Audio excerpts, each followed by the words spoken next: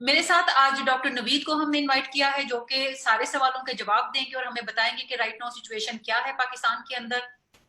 Doctor Naveed जो हैं ये एंडोक्रिनोलॉजिस्ट हैं, और खास बात ये है कि ये म्यू हॉस्पिटल के अंदर राइट नाउ कोविड पॉजिटिव जो पेशेंट्स हैं उन्हें सर्व कर रहे हैं। सो इनसे जानते हैं कि कोविड-19 है क्या, ये पाकिस्तान तक कैसे इसका पहुंचना हुआ, और उसके बाद सिचुएशन क्यों इतनी जल्दी जो है वो आफ्टर ईद हम देखते हैं कि क्रिटिकल होती जा रही है, and what people can do to save themselves and their loved one इस सारी सिचुएशन के अंदर। अस्सलाम वालेकुम डॉक्टर नवीद, खुश आमदेद जी कहते हैं आपको आज के शो में। वालेकुम अस्सलाम। Thank you madam for inviting me on this forum.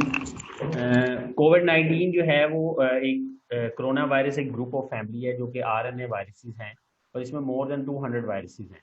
और इससे पहले भी टू वायरसेस दो जो वायरसेस इसी ग्रुप के हैं जो बहुत फेमस हैं, जो कि पूरी दुनिया में मर्ज हुए, जिसे सार्स कहते हैं, और दूसरा था वो मर्स। ठीक है, 2004 और 2000 जो है वो 11 और 12 के अराउंड जो है ये दो वायरसेस जो है वो ऑलरेडी दुनिया को इन्फेक्ट कर चुके हैं। लेकिन उन वायरसेस की सिवियरिटी का इफेक्ट इतना ज़्यादा नहीं हुआ जितना इस वायरस की सिवियरिटी का इफेक्ट हुआ। उसकी वजह ये थी कि इसकी जो इन्फेक्शन है वो एक से दूसरे में बहुत जल्दी ट्रांसमिट होती है। इसकी इन्फेक्टिविटी बहुत ज़्यादा है आम जो है दूसरे वायरसेस से। तो इसको दूसरा जो नाम है वो कहते हैं सार्स 2 कोविड-19, क्योंकि ये 2019 में डिस्कवर हुआ, तो इसलिए कोविड-19 कहते हैं। जी। चाइना ने इसको रिपोर्ट करना शुरू किया। चाइना में लोगों को नमूनिया लाइक इलनेस हुई कि लोगों के फेफड़े काम करना बंद कर देते थे। इट स्टार्टेड ऑल विद अगस्त। ठीक है, उनको ऐसे नमूनियाज मिले जो आम जो नमूनिया से बहुत डिफरेंट थे। मतलब वो रिस्पॉन्ड नहीं करते थे आम ट्रीटमेंट को, और वो उसमें कुछ ऐसे पेशेंट थे उनकी एक्सपायरी जल्दी हो जाती थी कि पेशेंट आया विद इन आवर्स जो हॉस्पिटल में एक्सपायर हो गया। तो उसके बाद उन्होंने दिसंबर में नवंबर के अराउंड उन्होंने जो है इसको कोविड का नाम दिया जो है, और दिसंबर में उन्होंने WHO को इन्फॉर्म किया कि हमारे पास इस तरह के केसेस आने शुरू हुए हैं। और जनवरी में इसको जो है वो चाइना के अंदर एक इमरजेंसी डिक्लेयर किया गया, और फेब के अंदर वर्ल्ड हेल्थ ऑर्गेनाइजेशन ने इसको 16 या 17 फरवरी को इसको एज ए पैंडेमिक डिक्लेयर कर दिया पूरी दुनिया में। अब पाकिस्तान में पहले इसके केसेस नहीं थे, क्योंकि जब ये शुरू में हुआ तो चाइना में हुआ, तो चाइना में जो है वो पाकिस्तान के स्टूडेंट्स से, तो उसमें हमारी गवर्नमेंट रिलक्टेंट थी उन्हें वापस लाने में, और चाइनीज गवर्नमेंट ने भी कहा कि हम इनको नहीं देंगे। फिर ये हुआ कि जो ईरान बॉर्डर पे जो है उस पर सो मैनी जो है वो आप थिंकिंग कर सकते हैं कि ईरान ने ज्यादा की, या हमारे जो लोग थे वो वहाँ पे क्वारंटाइन सेंटर में सही तरह नहीं रहे, जिसकी वजह से वहाँ से लोग भाग भी गए और वो हुए। और उसके बाद वहाँ से स्टार्ट होना शुरू हुआ कि ईरान से जो लोग आए उनसे वायरस इन्फेक्ट होना शुरू हुआ। फिर बहुत सारे ऐसे लोग थे कि कुछ ऐसी फ्लाइट्स थी जो पाकिस्तान और जो है दूसरी इंटरनेशनल जो है एयरपोर्ट्स के दरमियान फंसी हुई थी, उनमें कुछ लोग थे वो पॉजिटिव थे या उनमें सिम्टम्स थे। जैसे यूके से लोग आए ट्रैवल करके लास्ट 2-3 वीक्स में, तो उन्होंने बताया नहीं, उनको सिम्टम्स थे या वहाँ पर सिम्टम्स थे, तो वो यहाँ पर आ गए। तो इस तरह ये हमारे यहाँ जो है जो वायरस की स्ट्रेन है वो यूके, दुबई, ईरान, सऊदी अरब, ठीक है, इन इन ममालिक से जो है वो मिलती हुई सारी स्ट्रेन हमारे यहाँ जो है वो प्रेजेंट हुई। इनिशियली लोगों को इसलिए भी जो है वो ज़रा फेयर नहीं था क्योंकि केसेस बहुत कम थे। उसकी ये रीज़न भी हो सकती है कि टेस्टिंग बहुत कम थी, क्योंकि हमने कभी कोई ऐसी लैब ही नहीं थी हमारे पास कि जिसको हम टेस्ट कर सकें, क्योंकि इसके लिए जो सेफ्टी का लेवल है वो बहुत हाई चाहिए।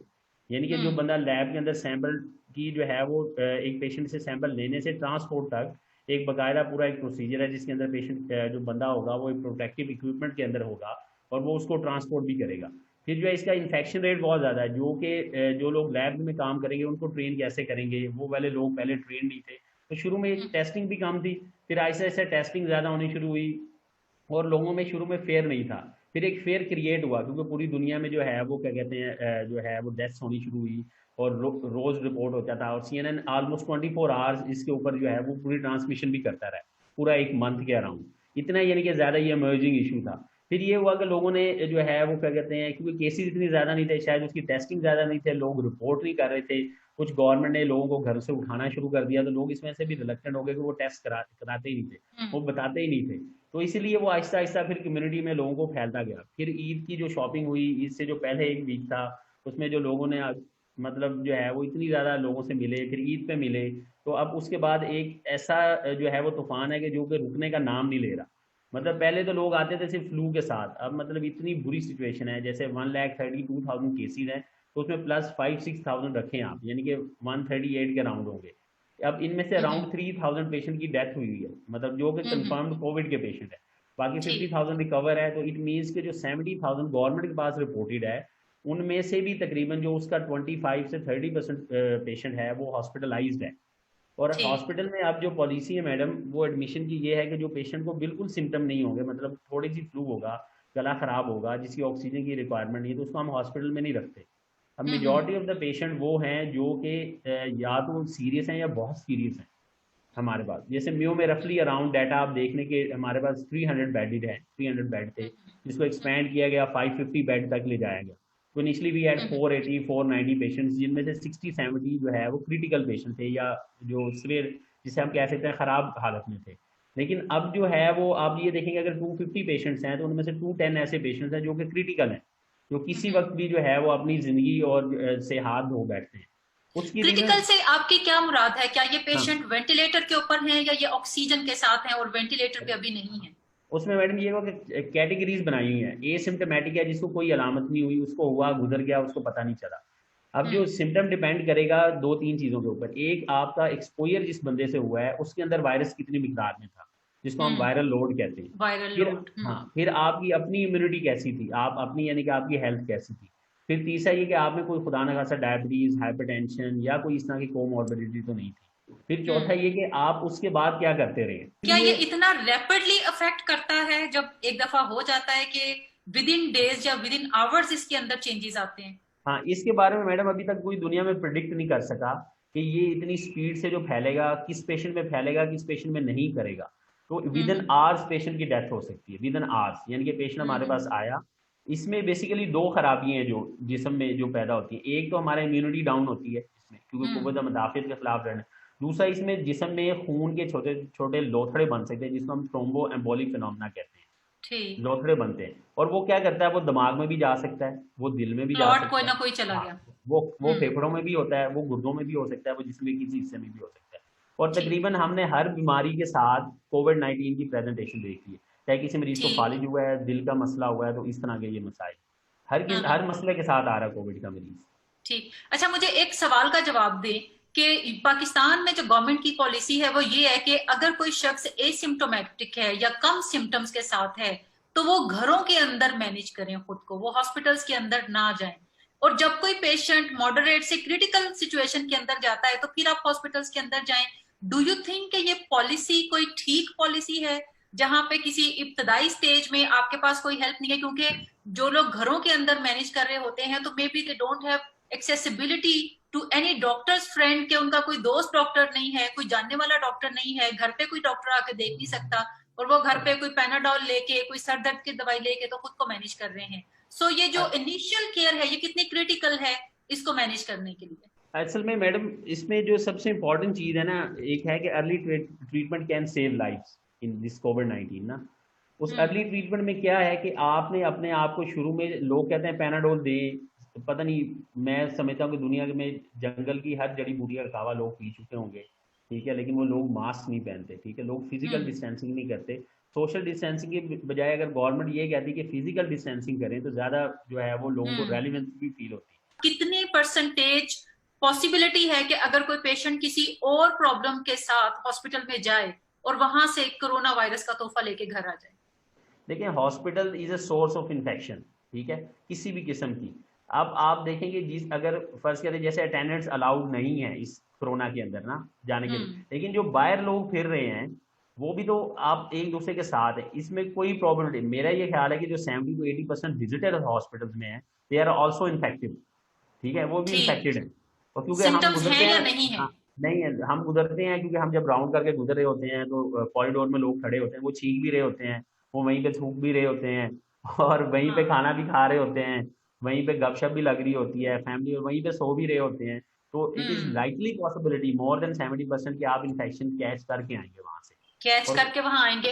और वहां अगर से आपने जाना है किसी और मसले के लिए तो आप फिर आके जो प्रिकॉशनरी मेजर्स हैं तो वो पूरे लेकर जाएं। हाँ, जैसे पूरे। मास्क पहन के जाएं आप, और ग्लव्स अगर पहन सकते हैं तो पहन के जाएं, और वापिस आके फिर उन्हें डिस्कार्ड कर दें, और आके जैसे कपड़े चेंज कर लें, बात ले लें, ताकि अगर कोई वायरस आपने कैच कर भी लिया है और अगर वो बॉडी के किसी सरफेस पे है, कपड़ों पे है, तो वो वहां से वकेट हो मैडम, जाए। जो सबसे इम्पोर्टेंट चीज़ है ना, उसमें आपके हैंड्स और आपका फेस है, सबसे जो हम्म। इम्पोर्टेंट चीज़ है जिससे ये जाना हम्म। है, ठीक है, उसकी प्रोटेक्शन बहुत ज़रूरी है। इसकी क्या पॉसिबिलिटी है कि कोई शख्स माइल्ड से क्रिटिकल हो जाए विद इन 24 आवर्स?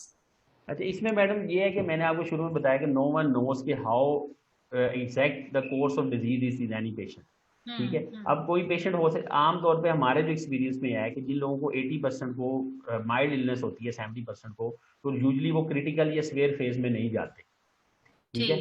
जिन लोगों को शुरू से कम सिम्टम आते हैं, मतलब एक दिन बुखार हुआ, रुक गया, और 5वें दिन अगर उन्हें हाई ग्रेड फीवर होगा, तो वो लोग लाइकली आएंगे वो मॉडरेट और सीवियर और क्रिटिकल कैटेगरी में जाएंगे। बाद पेशेंट ऐसे होते हैं कि जो इग्नोर किए जा रहे होते हैं, लेकिन आमतौर पर जिनको एसिम्टोमेटिक या माइल्ड डिजीज होती है उनमें लेस चांसेस होते हैं, ऑलमोस्ट मतलब 20% चांसेस होंगे कि वो नेक्स्ट 24 आवर या 48 आवर्स के अंदर जो है वो चला जाएगा। लेकिन ये कि इसमें एग्जैक्ट कोई प्रिडिक्ट नहीं कर सकता, no one can predict, no one can tell what exactly gonna happen in next 24 hours. इसके ऊपर लेकिन जो किया जा सकता है आई गेस वो यही है कि जैसे ही आपको सिम्टम्स हो, चाहे वो माइल्ड हैं या जैसी भी हैं, आप टेस्ट करवाने की तरफ जाएं, और अगर आप कोरोना के टेस्ट के साथ साथ कुछ रेलेवेंट टेस्ट भी करवा लें तो उससे कोई ज्यादा बेहतर पिक्चर आपकी क्लियर जो है वो देखी जा सकती है। सो छोटी जगहों में कैसे आइसोलेशन को पॉसिबल किया जा सकता है? अच्छा, छोटी जगहों के जो पेशेंट्स हैं जिनको अगर कोई सिम्टम नहीं है तो उनको गवर्नमेंट ने आइसोलेशन प्रोवाइड की हुई है, they should go for the government isolation, ठीक है।